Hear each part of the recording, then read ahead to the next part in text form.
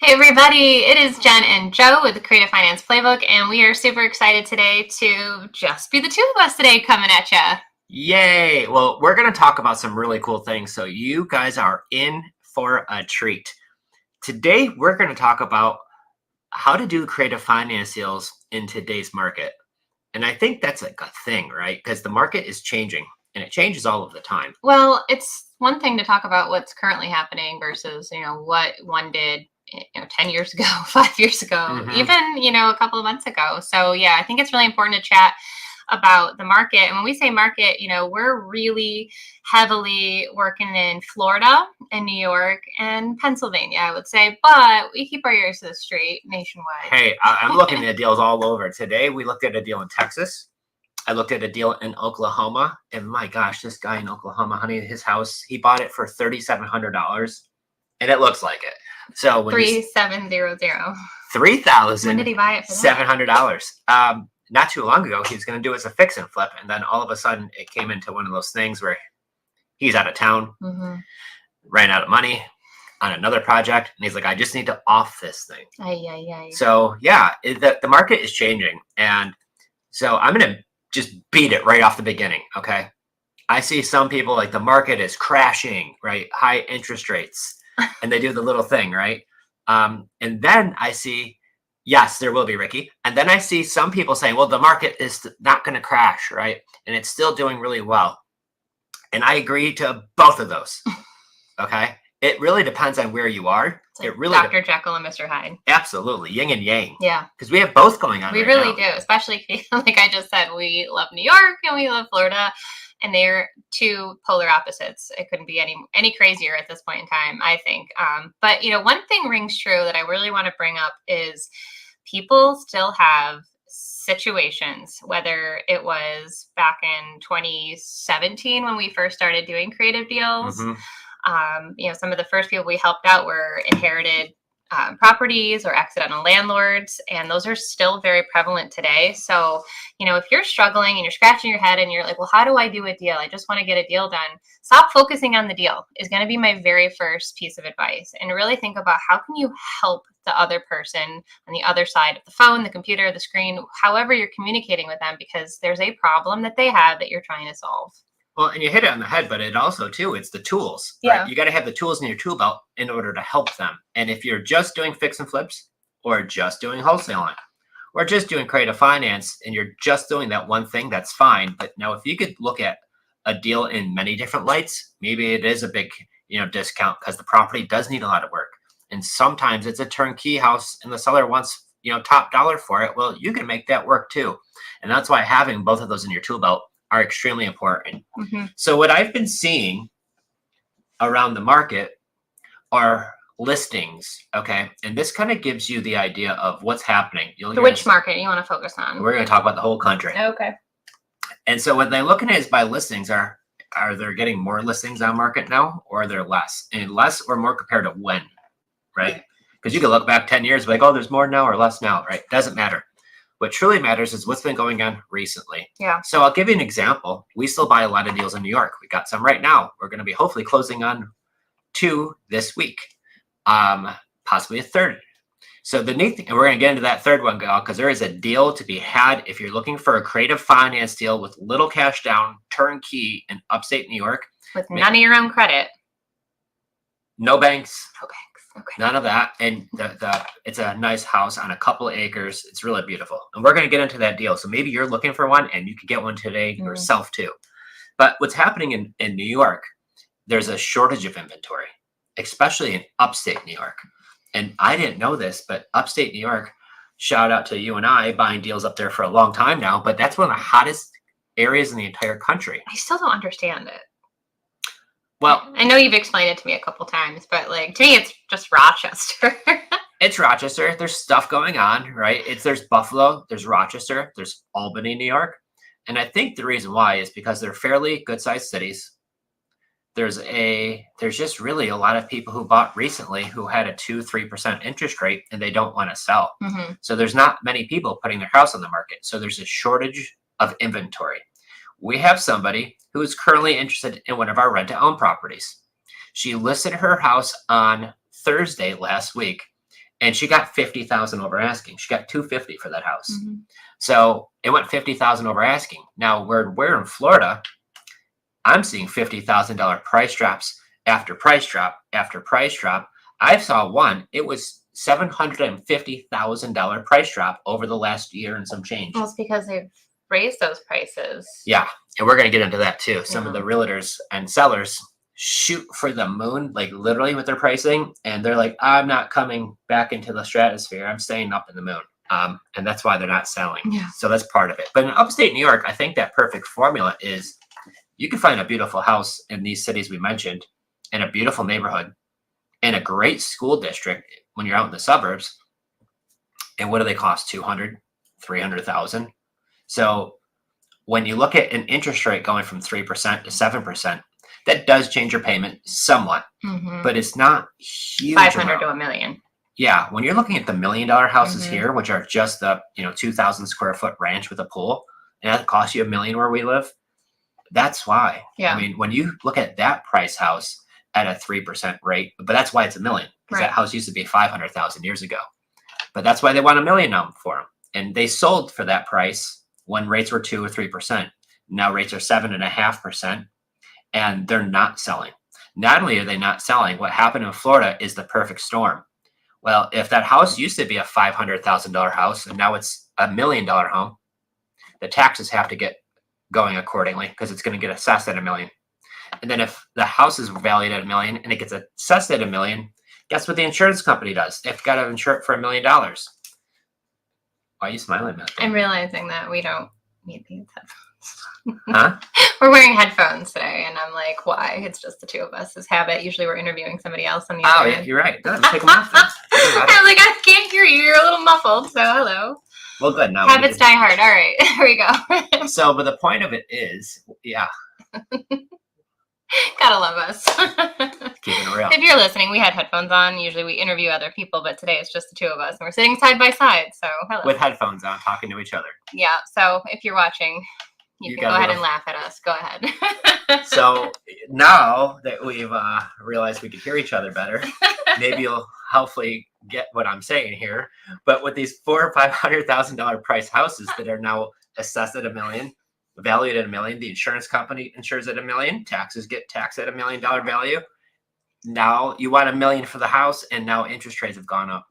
So when Florida used to be very affordable, it's not. It's really not. And it's crazy too, because it's like you move down here thinking like there's going to be this lower price point. And I know we're near a beach, but I mean, there are certain parts of Florida that are definitely, more affordable. Yeah, that's true. We have a house in a town called Williston, Florida, and it's a cute little town. I wouldn't say it is like middle of the state.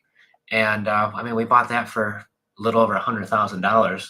It's a great little golf course community, and it's a nice house. So there are some of those there. But if you do want to live really close to the beaches, guys, you got to pay, which is what it is. Yeah. So in the insurance, they will get you down here. Now, insurance for a property in upstate New York, what were we paying?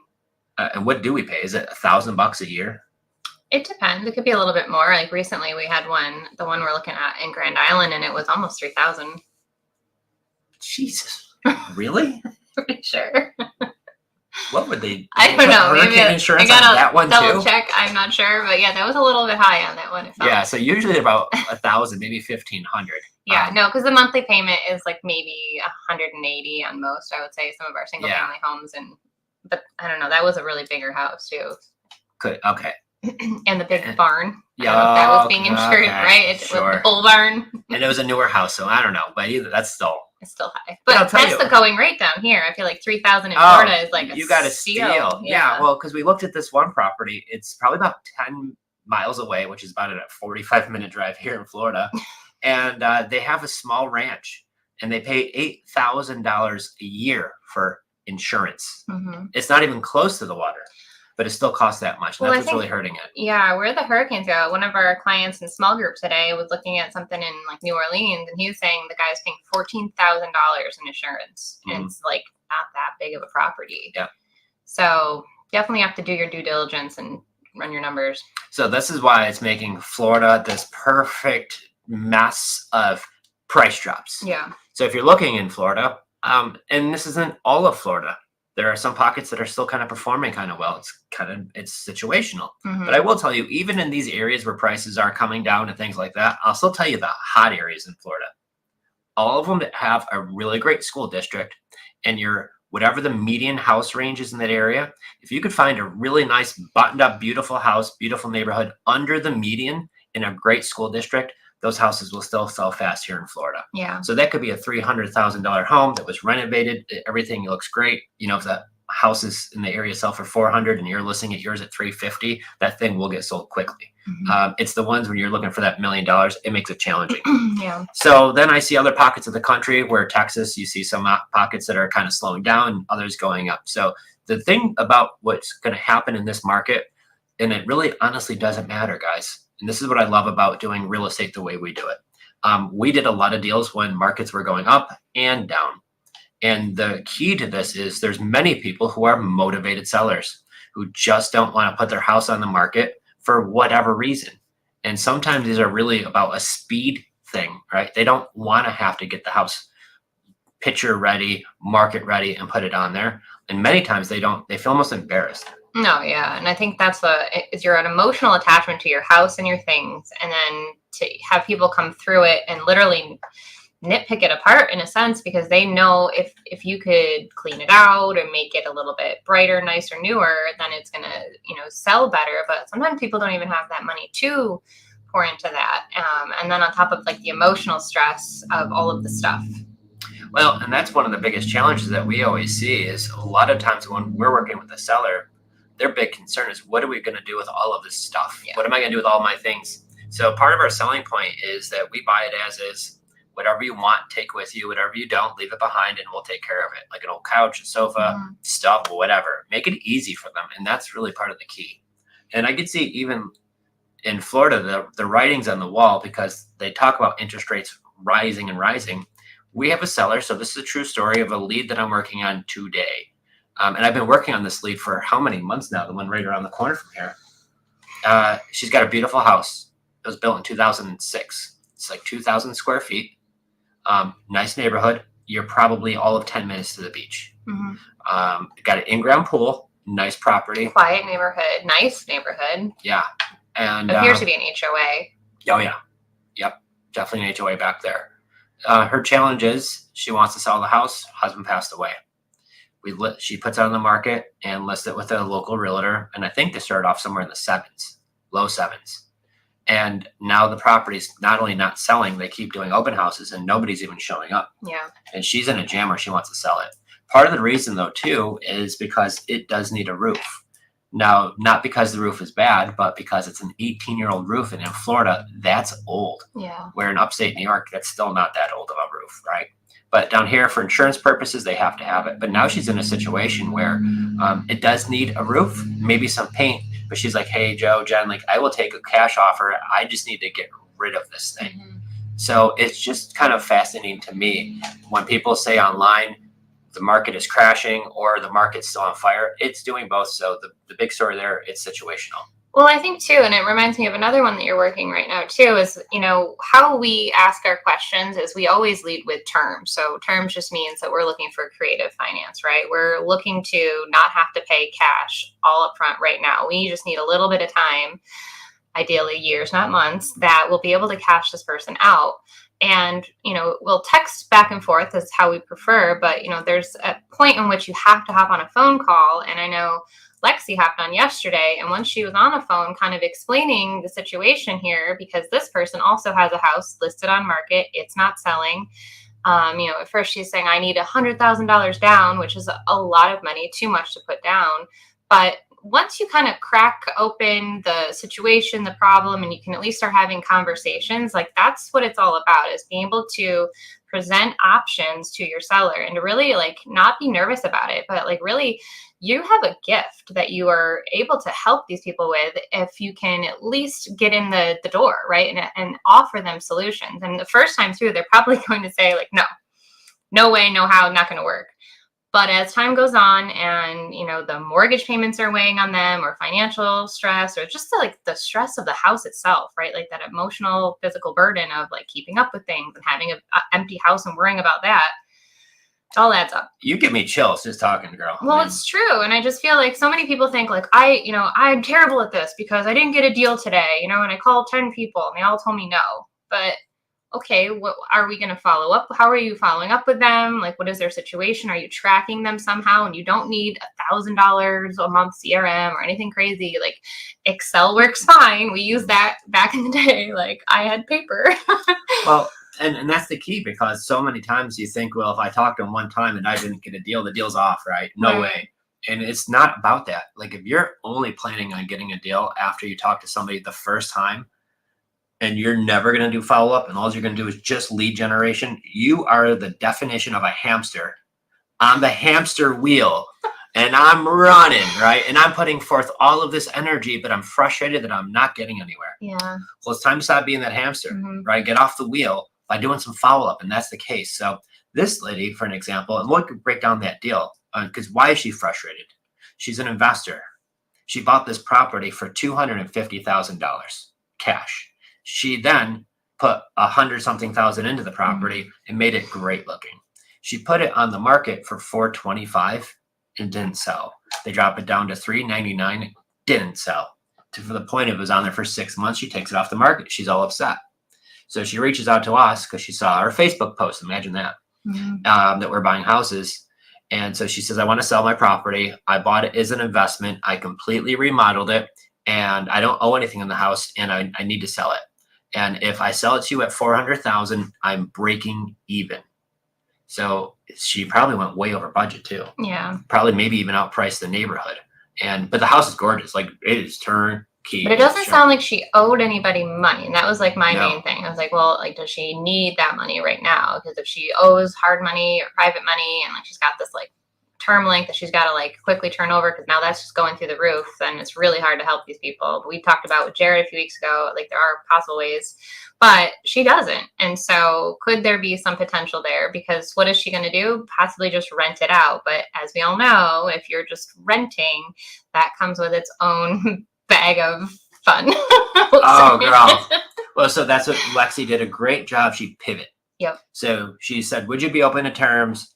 No, I wouldn't be open to terms. Then maybe I'd be open to terms. And then if I were to, I want $400,000 for my house that didn't sell for $400,000 in the market. So we were guessing it's probably worth less than that. But if the rest of the terms look okay, we could pay $400,000. So we told her that, okay, if we were to pay $400,000, we typically buy with no money down. She says, no, if I were to do terms, I would need $100,000 down. So Lexi did a great job and said, well, what's going to happen if you don't sell the house? She says, well, I'll probably just rent it. So she says, well, if you were to just rent it, you probably are not going to get $100,000 from a renter. You're going to get first month's rent and a security deposit. And because we're in Florida, you could get last month's rent too. But it's only going to be a few $1,000s. It's not going to be very much. So then she says, well, if we were to buy it with seller financing, we'll buy it, we own it, and we'll still pay you, but you don't have to be responsible for the tenants and the collecting the rent and the phone calls. We're going to pay you, instead of paying Bank of America every month, we're going to pay Bank of Nancy or whatever her name was. And we're going to make you monthly payments until we get it cash out later on. And this is why we love our rent to own program. And I'm not going to like take jabs at anybody else. Do your thing. But if we want to get this lady cashed out down the road, and you're going to plan on refinancing it later on and taking on debt yourself, or signing through your LLC, which is still you're personally guaranteeing the debt, whether it's on your credit or not, because you're signing for it. If you're going to plan on refinancing, well, if rates go up or down, like they can make a big impact on what you're doing. However, with rent to own, rates are a little higher right now. And what do we have going on this week? Do we have one of our renters who's qualified for the mortgage? I hope so. I think they were just figuring everything out, but it sounds like Friday is a go. Friday is the closing As long day. as you do the lead agreement thing. Oh, I did. I did. So, But yeah. So that's kind of the point, is having that exit strategy. This is many of the reasons why we love rent to own, and we're probably going to come back and just do one all on rent to own. So if anybody wants to see a rent to own special, drop it down in the comments now, right? Rent to own, because I want to see it. If we get a lot of comments where I see rent to own and you want to learn more about how we do it, and how we do it the right way. Right way. And because we've been doing it for so long and we've done it to so many properties and helped out so many of our clients do that. And so we're now they're finally making some money with the rentals. It changed the game for everything. Plus the no phone calls and toilets. So I can see some rent to own coming in right now. So if you want to see this class on doing it, you just gotta let me know you want to see it, right? Okay. Now I start to see them come in. We'll do it after hours. You're talking about doing office hours? Saturday or a nighttime. I know people are probably on their lunch break and listening, like hush hush. Yeah. No, I get it. Job. So I like that. Very cool. And I think that, it is something that's just misunderstood or, you try to slap it together from a couple of posts here or there, or so-and-so told you, like, try this method. And I don't know, you got to be careful. Well, yeah. I mean, I've seen so many people say, Joe, like, how do I do rent to own? Does the rent go towards the oh my gosh, like so many things could be like wrong if you don't do it correctly. That's why it's important. But two things happened in the last 2 weeks. We have somebody moving into one of our rent to own just last week, right? They're just starting the process of renting and on the path to home ownership, hopefully. I hope all goes well. However, this is the third time we've had somebody go into this property for rent to own. So you wish for the best. However, this week we have the other side of that. We, this Friday, are turning another renter, into a homeowner this Friday. So not only do we give somebody a place to live, but we're helping humans on a completely different level, which is the greatest thing you can do is help somebody get into their future home now and rent it until they're able to kind of straighten out what's going on and then finally qualifying for a mortgage. And then when they do, hooray. But you have like the second celebration. And that's what we found. They have the first celebration when they first move into the house, the second celebration, which they go to the attorney's office, sign some paperwork, and then go back to the house they've already been living in for a while. But still, cause for celebration. Yeah, absolutely. So to see the cycle, both sides, this is why we like it. And I mean, even in between, we really didn't get any phone calls. Yeah. And, as far as rent to own too, it's just like, it's a great way to grow your business. And I know so many people only focus on, well, you're going to lose a door. And we kind of like poke fun at that because, like, again, you may lose a door, but now you're going to make a nice spread on the back end check of helping somebody own that home. And you can go buy more doors if you choose. So I don't quite understand that logic. But, again, it's just like, otherwise, if you're just stockpiling doors and you're not actually cash flowing because now you're replacing roofs or you're putting in new heating systems or AC or you're doing all the things that really cut into the profit. I don't know. I agree with you. So we got a great question that just came in. You want to read that one out loud? Yeah, let's see here. Oh, rent to own of your favorite exit, not seller finance for 30 years. So basically, why do we choose rent to own and not seller finance? Well, the big reason is if our renter stops paying or the person we sold the house to stops paying, in most states, not all states, but in most states, if the deal is going backwards, right, and you have to now remove that person from the property versus an eviction or a foreclosure, in most states, eviction is much quicker of a process. Number two, we like to own the property so I can write off depreciation. We benefit from appreciation and all of those factors too. And because one of the last reasons why I think I like it so much is because you just heard a second ago, this was the third time somebody gave us back the property. Now we just put our third rent to own person in that property. So the last guy didn't end on bad terms. He was fantastic. He loved us. He called us and said, I feel so bad. Right. I'm not able to buy the house. I found love on the other side of town and we're getting serious and I'm moving in with her. And I said, you get the house back. So rather than having to go through any type of attorney paperwork to get the house deeded back to us from him, lease is up. He moved and everything was great. So I think that is really part of the reason why. And I like to own the real estate. And if you are just the bank, there's nothing wrong with that, but you are the bank and there's lots of banks who make a lot of money. However, I like to also own the property and still get that cash flow. Benefits me in a few different ways. Yeah, we spent a lot of time and money on education, learning how to do it too. And I feel like we could literally just go on like all about that. But, as far as the different strategies, this really made the most financial and like, to me, it just made the most sense overall. Yeah. And so when I saw like, okay, like it's just easy, set it, forget it. You truck along until it's time for them to purchase a property or not. you know, it's just really, we like to make things hard as humans, I feel like. And sometimes we get into too many projects, too many things, too many shiny objects. Because I'll admit, there was a course we bought, 10 years ago on Airbnb. Or not 10 years ago, maybe it was like 5 years ago, 6 years ago. But it was after we already started rent to own, and I'm like, oh, rent, or we could do Airbnb. And then I was like, no, thank you. I heard it on a podcast, and I'm like, wow, this sounds great. He was actually interviewing with Ron LeGrand way back. And it's a great method. People are crushing it, Yeah. but it's literally its own business. Yeah. And there's a lot of systems that need to be set up to really be successful and to get the high ratings and the concierge and all the things. But yeah. Well, it's a service business. Yeah. It's a service I business. see more people complaining about the complaints they're getting, and I'm just like, I don't have time. Well, some of the complaints they're getting too are pretty wild. Too. I mean, well, there's not saying who's right, who's wrong, but although we've stayed at some of y'all Airbnbs, and some of y'all do a great job. Some you need to do better. Blackout windows. If you were on a corner, Main Street, like busy intersection, don't put sheer curtains there. Especially at night when the street lights turn on and they don't go off. The inside of the whole place is like being on the surface of the sun. Yeah. So pros and cons. I didn't leave a bad review though. I knew we were the first people there, and but either way, pick a method, stick with it, crush it really well, and don't try to be all things for everybody. You can have it all. You don't have to do it all. Yeah. Well, and here's what I always say is focus on one thing at a time. Yeah. I can't tell you how many people reach out to us and say, Joe, like, I want to get into your program with you and Jen. And then I'm like, okay, well, what else are you doing? Well, they're like, well, I'm learning how to do self-storage. I'm learning how to buy, multifamily properties. I'm also looking at construction on sky rises. And I'm like, whoa, like you just need to pick one thing and do it well. Yeah. So for us, I think it's always been the key of, this is what we learned from a lot of our coaches, was how to buy real estate without banks, without credit, without using a ton of your cash, and then how to incorporate that rent to own strategy. So if you did have to come up with a little cash, you're going to get that back from when your renter moves in anyways. Mm-hmm. So we found this strategy of how to actually get paid to buy houses without using banks and credit, which is even way better. So now you can scale at a different speed. Well, I think too, like, you can level up. So we're like, because we were kind of silly at first. There were a couple wholesale deals we may have tossed in the garbage when we first got started because we were only buying on terms.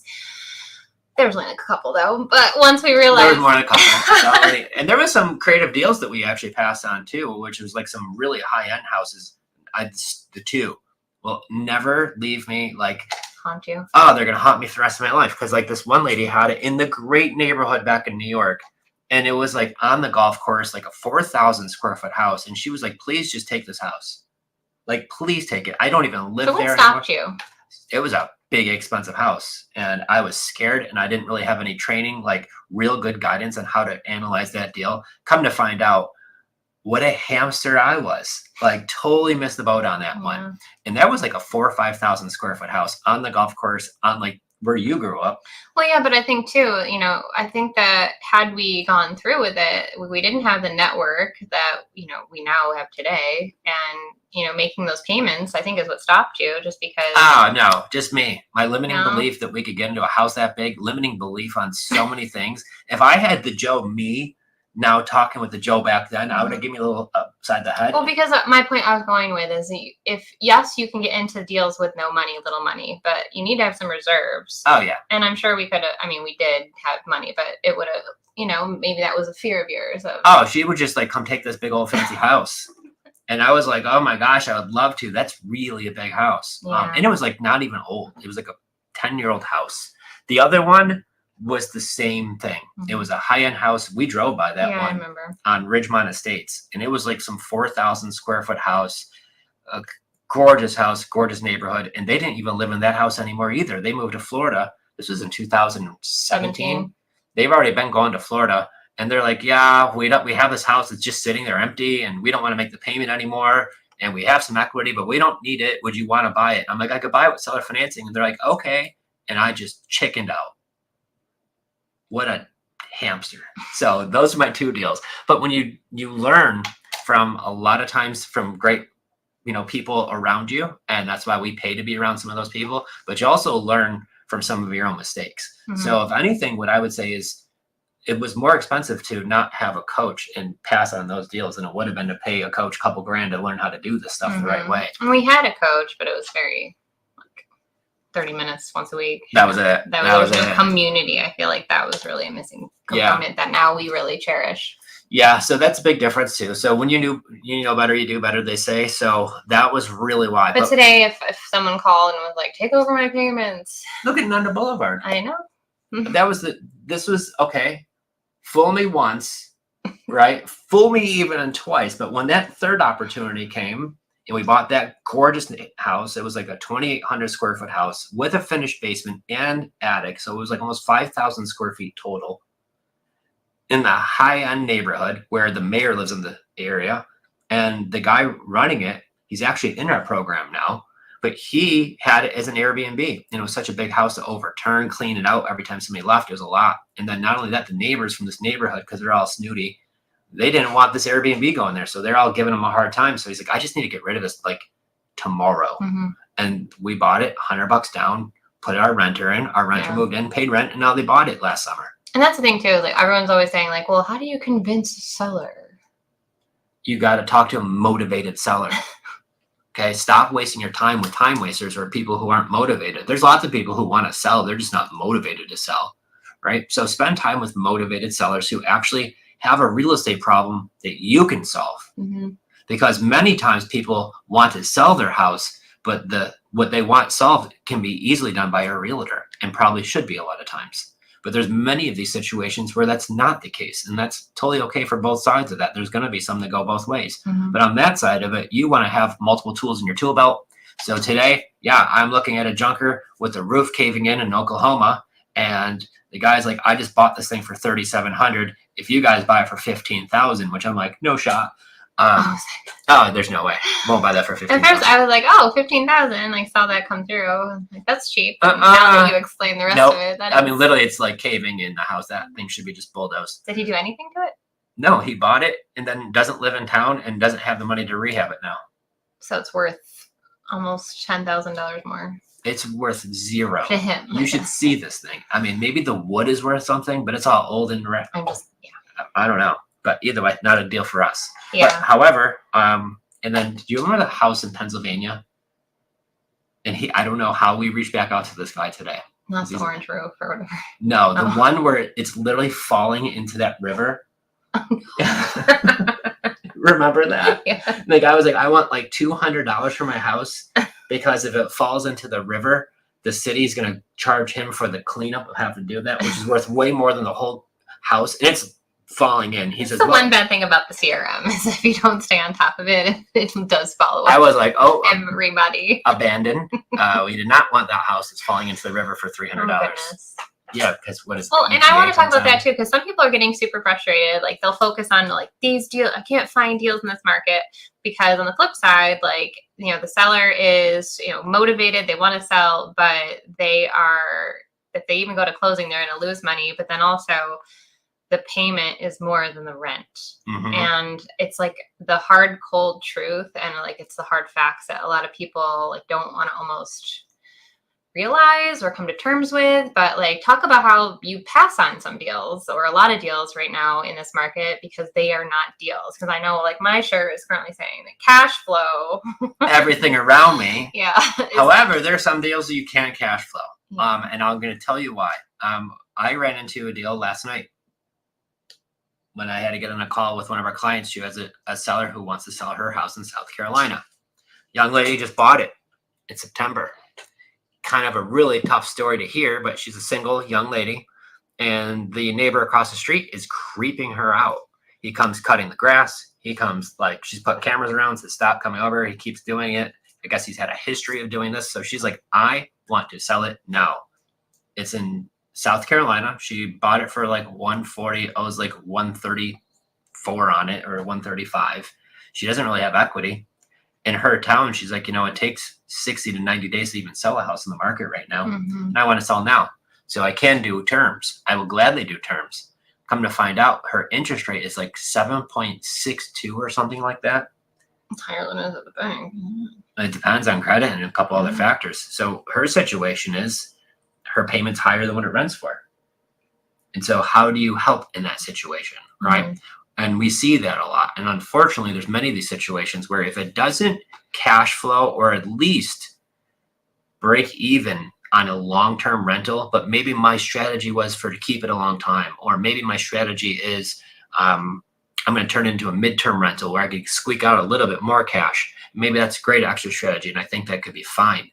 However, if regulations change or that part of the business changes, or you don't want to do that anymore, or for whatever reason, you have to now go to a long-term rental, you don't want to be able to lose $500 a month, $1,000 a month. Some of these are even way more that I'm finding right now. So on those, it's tough. But if it doesn't break even or minimum cash flow on a long-term rental, I don't want to buy that deal. Yeah, and you feel bad because again, we get into this business because yes, we want to make money, but ultimately you're helping people, and it's like I just can't help in the situation. So well, and that's what I'm seeing. I'm seeing a lot of people right now who are trying to BRRRR, and I'm not trying to talk some smack, but I think BRRRR sucks. I've done it a bunch of times. You're not trying to talk smack. Well, it takes so long to be able to scale an Coming empire. from someone who's BRRR'd successfully quite a few times, but for a very long time now. We did our first BRRRR, 16 years ago when we bought Conrad. I didn't even know what you were doing back then. I'm telling you. But what was happening was we found this strategy, right? I didn't know it was a thing in 2008 where you could remodel a house,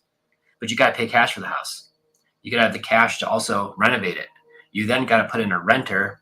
Then you got to refinance it. And the whole part about BRRRR is you're supposed to take out whatever you had invested and then even extra money on top of that if you can.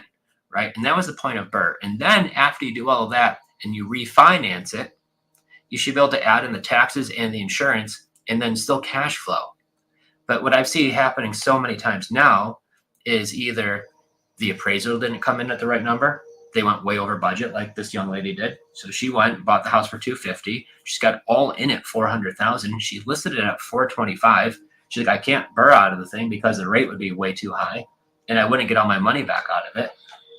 And so she's in a little bit of a jam. Mm-hmm. And I'm seeing that a lot of times right now because when you're basing your business on just doing that and relying on what the banks are going to give you, well, if the banks are low at 2.5%, everybody's high-fiving. Market's on fire. Everybody's doing great. But when the market's at 7-8% like it is right now what are you going to do? Are you going to continue to burn it at 8% rate? If it cash flows, but sure, you're taking on a lot of ifs in that situation. But this is why I love creative finance because you could still get 2%, 3%, 4% rates right now. Mm-hmm. They're out there, and they did that study showing that 67% of people have an interest rate under 4% on their mortgage right now.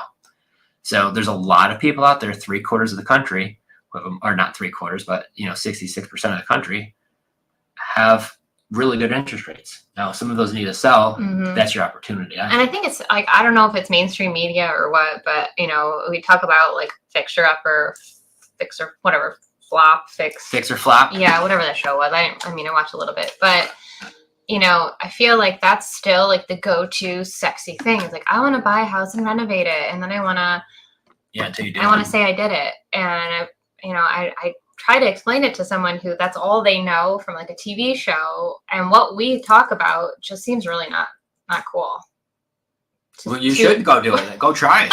Go see what it's like. And I don't know if it's because we've been there and we've not physically, swung the hammer, because fortunately you've always subbed that part out. Because I think that's really hard for some people who do physically swing the hammer to get themselves removed out of there, because they do that really well and you can't scale a business that way. But, I don't know. I feel like we can be on the mountaintop telling everybody rent to own is the way to go. But for some reason, some people are just always going to. Well, you got to pick your flavor. Right. Yeah. Some people like chocolate. Some people like vanilla. Some people like strawberry. I hate strawberry. I'm a vanilla guy, so I get it. But this is the whole point. So you got to find a strategy that works for you. I just look at my exposure and risk versus the reward. That's where I'm going. This is where I see the opportunity. So where can I really maximize my dollars I have to make it into a whole lot more? What's my best return on my time, my money? Because there's many times you can get into a fix and flip and make $50,000, $60,000, $70,000. We've done it. But the challenge with that is also how much time are you taking into doing that? Where in many situations, we're able to wholesale that deal or just do the light fix and flips, although we are doing some right now. So, well, and two, like if you take us real quick snapshot front to back, let's use Nunda for kicks, from what we spent out of pocket to what we made cash flow to, oh my gosh, or for front and you know where I'm going with this. Like, so in 2 years, not even, I think it was. We bought that deal with $100 down. We paid $5,100 in closing costs. We shared the HUD statement on here before. If y'all want to see it again, on my Instagram, it's on there. The HUD statement when we closed on it. Okay, from that property, we have out of pocket $5,200. We put in $300 worth of smoke alarms. House is already turnkey because it used to be an Airbnb, and the owner just took all the stuff out of it, so it was ready to go. And when our renter moved in and gave us $25,000 plus first month's rent, we didn't have any more money tied into the deal. Now, we did pay an insurance policy. We did pay 3 months of payments or even 4 months before we found the right renter. So there was more than just $100 down into the deal. But the long story short, when we found our renter, we got paid a big check on that. Then we rented it out and we were cash flowing a little over $1,000 a month. And then when they just bought it with our back end check, we made 6-figure return. In total hours into that deal, I mean, it's not 15. Yeah. Not front and back, not 15 hours. So that's why I like the turnkey rent to own strategy the best, because when we do a fix and flip, I'm on the phone with the contractors. I got one message today. I'm going to do all the cabinets are going to be white. What color backsplash do you want? Why are they asking you? I tell them to come to me. I don't know. I don't know. I didn't answer yet. So good news. You still get to answer them on that. So, but that's the thing. So it's like all the things, send me pictures, the update. Oh, this is not right. I need more money. Yeah. The back and forth. So it's all the things. So this is why, yeah, we'll focus on some flicks and flips, but they're usually the very light, easy ones. If I'm going to do one, preferably there are creative flips. What's a creative flip, you asked, Jen? I knew you were going to say that. You're like, self, what does he mean by that? I know what you mean, but tell everybody else listening. What a creative flip is when I could buy a property with creative finance. So literally no money out of pocket besides just a few thousand in closing costs and putting an insurance policy on there. Now I own it. Now I could get the renovations done and pay for that out of pocket, or I could even partner up with a contractor if I really didn't have any money and they go do all of the work. And then once we sell the property, we split the funds if you want to. Now, her and I, we pay for that out of pocket. But if I have to buy a house for $200,000 and I have to put 75 into it, and I've got out of pocket 275 cash plus closing costs and holding costs, so that's probably 285 or more, right? And then you want to sell it for 400,000, minus out your commissions and real estate and all that kind of stuff. You look at the return on your money; it's decent. But if you bought that house with just $5,000 in closing costs and put the same amount of renovations into the property and had some holding costs, and you had $85,000 out of pocket, your return on your cash could take you a lot further. So if we do them, they're usually lighter jobs. I'm not going to want to do some big renovations. I'll wholesale like we're doing right now. No, because any even light job does not mean that. And I love the comments. I had a comment. One guy's like, I do a lot of burr, and none of my jobs have ever come over budget. Ever. I'm like, well, that's great. You did 2 of them. If you try have we gone over budget? Yeah. I mean, think of the house that caught on fire. Oh, right?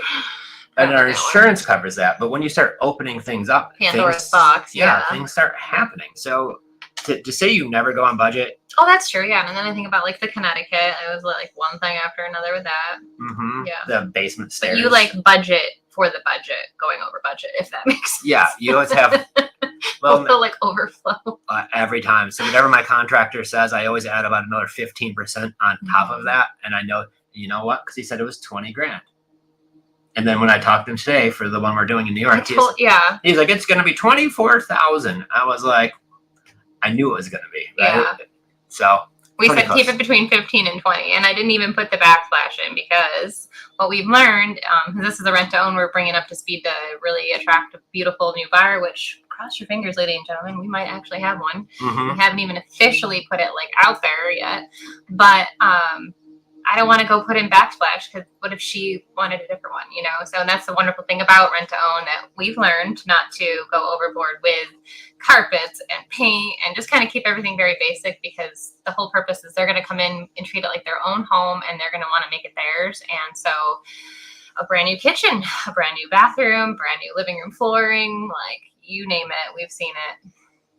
And then some. And then some, yeah. So always a good time when you find out your renter moved out after doing a rent to own for 5 years, gives you the house back. This is in upstate New York. We're down here in Florida. And my contractor says, hey, I went to the house. The key was on the front gate. The guy just emailed us like, hey, you got the house back. Even changed his phone number. So his phone is even either off or a different thing. Very odd. And then our contractor does a walkthrough, and our tenant was growing pot in the house and left a couple of his old pot plants up there. All like, I guess hanging. It's legal up there now or something. Yeah. Well, do we have to put that in there? Like, don't turn this house. Please don't turn it into this. What the? Pot But farm. people do stuff, right? People do stuff, the wackiest of things. But this is why we like rent to own. I really don't want to get the house back. I'd love for them to buy it, maybe 10 years later, but whatever. It's just interesting. We're like a comedy show. We're getting a lot of laughs today. Hey, you know what? When you hear the truth of what this business really and real happens. quick, back to the, I'm going to throw James's comment up here. Back to the house that had the fire. This is why we're huge proponents of having proper insurance on your rental, but then also making sure your renters have renter's insurance and not providing appliances. Yeah, that was the key to that. Well, first, our renter had insurance, so great move. Second move, they said, yeah, I started the fire. I left bacon on the stove when we went to work. Didn't realize I left the stove on. So they were gone. So, of course, in the beginning, once that fire happened, our insurance company took care of everything. But then they did the investigation. They sent over an investigator, a fire investigator, and they take the stove and they check the manufacturer to see if there's any defects in the stove, and they could go after the manufacturer even. And our tenant, they even asked, whose stove is it? And because when we do rent to own, we do not furnish our properties with appliances.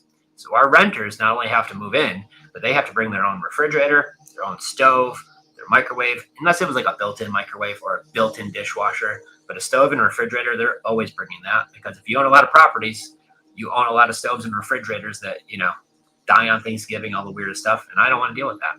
But when they found out, they even asked, whose stove is it? I'm like, it was a renter's. They're like, are you sure? I'm like, oh, I'm positive. My renter said that she did it. So it was about 2 weeks before Christmas. And I remember the insurance adjuster called me and he was like, hey, good news. That claim doesn't go against you. And you even get your $1,000 deductible back. So we'll send you that in the mail. And we also had full replacement coverage. Right. And we had rent reimbursement. Which was so helpful. Yeah. So the insurance company was even paying the rent while the house was vacant. So all wonderful things. And the house got completely remodeled. Yeah. So not a bad deal there. Insurance done right is especially important. So some of the things, guys, I will say, if you're looking to get deals in this market, the most important thing is to get yourself in front of sellers. And I was told this by my coach, and I've said this before, but if your family member got kidnapped, you had 1 week to get them back. In order to get them back, you had to do a deal in 1 week. Would you be spending time on your website or your logo or, your shirts, making sure they're all embroidered with your company? Or no, you would be talking to sellers. So the whole point of it is talk to sellers and find out how you can make, their real estate problem go away, making it easy, making it quick. I could offer top dollar if you're open to terms, or if you need a cash offer because the house needs a lot of work, I could even do terms on that, but I could also do cash if needed. And I think that's really the kind of way to go at it. And if you could get in front of 10, 20, 30 people every single week and see if you could help them out, guys, that's going to be what's going to move the needle. So many people talk about use this strategy. No, get in front of people. Talk to people. Ask them questions. And if you need our script, I hate even using that word, but they're just the 10 questions that you just need answers to in order to even see if you can help make something work out for the person. But just head over to our website real quick. We can drop that link here. Only under one condition. Don't change the script. Don't change the script, yeah. Because everybody always they get it. They're like, okay, I know it works, but I'm going to change it. Because I've never done a deal yet, or I've done one deal. Now I want to do more. But let me change the script. It's really, really working for so many different people. I mean, you can change it, but You're not I know what we wrote works because that's how we've done it. And 2 years ago, we had a team member where I went through and team members, and I kind of did an audit because they were changing the script. And what they were doing was just using the words, but clumping the questions together or skipping over some that they didn't feel like asking. And I was like, just for, a little bit of time here, why don't we just stick to the script? So copy and paste questions 1 through 10, one at a time, get your answer. And wouldn't you know, that team member of ours locked up, I think it was 3 deals in 1 week. She all of a sudden 10 were under contract for that month. So, it's just those small details, because what happens is if you make somebody confused, they're not going to be able to answer you. So if you ask like 3 questions at once, you're going to get maybe 1 out of the 3 questions answered. So really important. Ask 1 question, get the response. Don't be a robot about it, like throw in an emoji. And if they're writing paragraphs, like hop on the phone.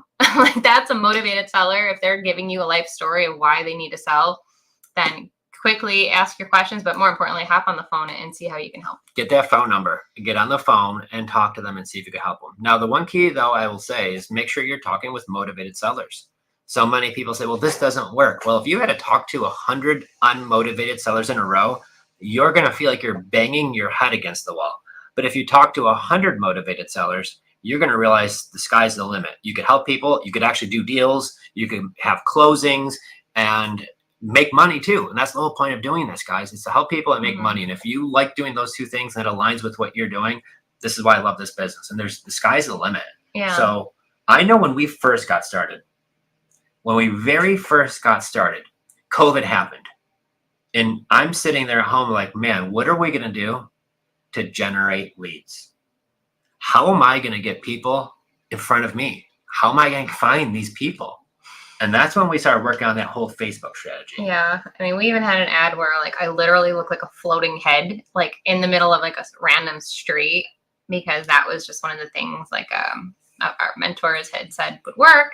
It did. It certainly drummed up some interesting comments. And I think we might have actually gotten a deal out of that ad looking back on it. But you don't know until you try.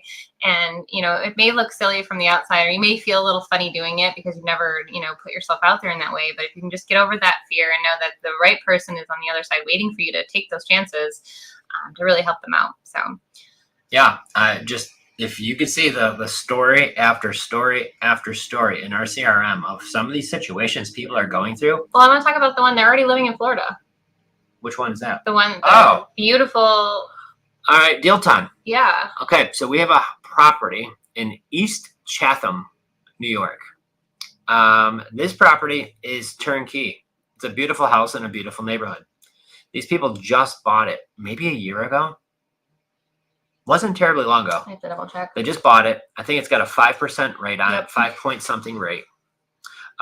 They decide after buying this house, they don't want to live in New York anymore. And let me tell you, that's one of our secret weapons. The deals that we were doing in New York is because they all wanted to leave and move somewhere else. So that was some of our bread and butter. Here it is still working to this day. Yep. So they've already moved to Florida. They were already packed and ready to go before they even signed the paperwork. Yeah. So now they've got a house and they're open to doing creative finance deal. So here's how that numbers work. They bought it for $250. I think they want $260 for it now. They owe pretty close to that. Their payment all in, taxes and insurance and everything included, is about $2,000 a month. And I think when Courtney looked it up, at an Airbnb only performing at 50% of the time, it was going to pull in like $3,500 because it's like a touristy, like nice area. It's on the New York, but like Massachusetts border. And all of the other Airbnbs there are like these really, really big houses. Mm-hmm. This is that cute little like 2-bedroom house on like 2-3 acres. Yeah, the outside's so pretty. Like there's a little campfire pit. So it's a total rocking place for Airbnb. Can you do a long-term rental there too? Sure you can. It's not in the middle of a big city. It's more of a touristy area, but there's still people living there. There's still properties around there. So ideally that would work really well for somebody who wants to do an Airbnb. Mm-hmm. So the seller wants $10,000 down and they will let you take over their existing mortgage at a 4 or 5.5 rate or whatever it is, taking over their payment, no bank qualification. So you need $10,000 down and closing costs. We're going to get a finder's fee for this, what's called an assignment fee. So you're going to give Joe and Jen a finder's fee for that on top of that. But for, not a ton of money, guys, you're into a deal that's turnkey no banks involved, no credit involved, and this could be the perfect Airbnb property. Mm-hmm. Do you have the stats right there? Yeah, you were pretty close. 5.8. 5.8. PITI is 2,044.59. And I think the long-term rent for that property, you're probably talking in low 2000s. So you could probably cash flow, I would imagine, 2, 3, 4, 500 a month on that door. But that sucker would really do best as a either a midterm or a short-term rental. Yeah. Just because of the location of it. I was looking for her Mash Visor stat. I know she posted it somewhere. Yeah, it was a great deal. Yep. And a lot of people, they're getting well over 50% occupancy on their Airbnbs. And if you don't know, there's a whole lot of people who teach that stuff, not us. That's a deal. So if anybody's interested in that deal, send us a message and we can get you some information on there and get you connected. Connect you. So really, I think wrapping this all up, guys, there's a lot of times where people like Joe, John, like, I have a lead, I have a deal. This might be something that I could do. If you need help, the two things I would say is you hear how we could post and get sellers on Facebook for free. Number two, we give away our script for free, guys. We're all about getting you going and getting you started in this business without having to come up with thousands in marketing and like, what do I ask? Like, it's all out there. We just give you all of that value, okay? Because it helps us too. I can't tell you how many times people are like, hey, Joe, I put out that blue post. I have a lead. Like, well, I think we could either sell you this deal because this looks like a good one, right? Or and it's happening. And I see other people getting leads from it because there's like 1.8 million Facebook groups on Facebook. Yeah. So there's none that we can't get. I mean, there's tons of them out there, and every kind of Facebook group works. There's not one that doesn't work. So what kind of group, Jen? Any group, basically, but you really want to focus on community groups, so local towny groups, I like to call them. Not so much an investor group, because I mean, unless you're wanting to talk to short-term rental people, because there are people, believe it or not, they get into the Airbnb business and realize it's not for them, or stuff, life happens, and so you could find a deal there. We've had clients certainly be able to run the numbers, and it works out great for a long-term rental. Mm-hmm. But yeah, mom groups, buy and sell groups, yard sale. That's the key. Join these Facebook groups, download our script, talk to some sellers. Then I have some people who say, Joe, Jen, like, I need some help. I really want to learn how to do this as a business. Like, I want to really dive into how to buy real estate without banks, without using my credit. Guys, call me or shoot me a text message and let's hop on a call and we can see how we can help. My phone number is 585-207-2240. If you could drop that down in the comments too, but it is 585-207-2240. You can shoot me a text or call me. If I'm busy, I will call you back. Just leave me a message. But I have a lot of folks who we're getting deals. Okay. And I love to partner up and find a way that we could all make money together.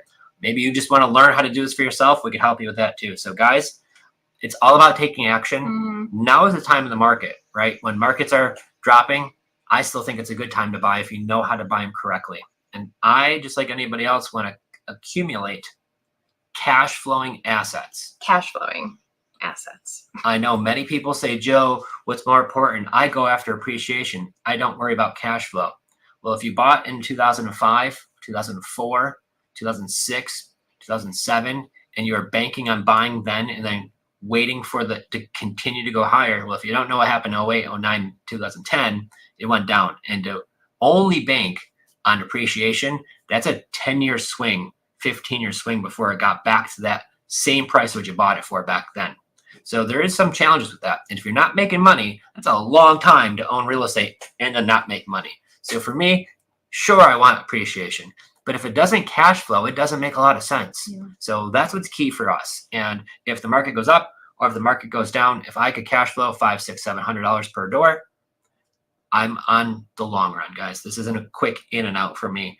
And that's what I love about real estate. And it does turn around over time. So continue to just accumulate these cash flowing assets. And over time, you'll be pleasantly surprised what happens. I'm so glad that we got started when we did. Mm-hmm. And looking at what we bought those properties for back then. In 08, what was happening? The market was going down. 2009 and 10, continually going down. And we were still finding these deals. And now what those suckers are worth then. So yeah, it's absolutely crazy. And, when I finally truly got on board, I think it was 2015, 16, 17. You were always there. Yeah, but it was your cute little fun hobby there until I realized I needed to help you organize some things. My man was slanging houses and I needed some help, girl. I was working. We had new babies at home. Yeah. But it wasn't my thing, and I totally admit that. And over time, with just sharing the vision and you really, telling me and showing me and being patient throughout the way, that was really what got us here. And, allowing me to take my time to come into it, I think was really important. And then finding my own voice along the journey, from being a teacher to helping people become homeowners. It's kind of a crazy switch there, but really isn't, because now it's kind of full circle and I get to teach others too. So. Cool. And you didn't and this was the key. I didn't force it on her. You couldn't, but you just had to. I had to continue just to grow it. Mm-hmm. And my wife, we both have skin in the game together, and that's the whole key to it. So it is my fault. When I first met you, I was like, hope I don't insert my foot in my mouth, but I really like a go-getter. Gotcha. I haven't been bored since I met you. And she's never gonna be bored either. No. But that's the fun thing about it. Take the risk, but calculated, and just surround yourself with the right people. And, it is scary when you jump in, but totally worth it. And now I get to work with her every day. So, talking about we could have a great old time, get some work done. Our kids, we homeschool. So yeah, this is a dream come true. And I'm so happy we took that chance and bet on us. Mm-hmm. And all that hard work we continue to put in. It's nice to see that you start to get that payoff. Yes. So, especially on days like today when it's hot and beautiful out in Florida. So, guys, we're going to go have some outside time. I don't know. It's really hot out. I know, but we have a pool too. So you never know. Okay. But you guys have a wonderful Tuesday. Another thing too, did we talk about the next step of our podcast? No, we haven't talked about that. I think we should say stay tuned, but we got so much more coming, gang. You are going to lose your mind. This is going to be incredible. More things coming down the pipeline. So yeah, thank you. We'll see you again next Tuesday, 2 p.m. Eastern live. If you're with us, say hello. And if you have questions, if you're listening to the replay, drop them below. We will get back to you. And thanks for being here, guys. And we're on all the podcast channels, Spotify, Apple, all of those too. So make sure you go check them out in there and give us some love. Love to see you. Same thing with the YouTube channel, Creative Finance Playbook. You guys have a great Tuesday. See you guys. Bye.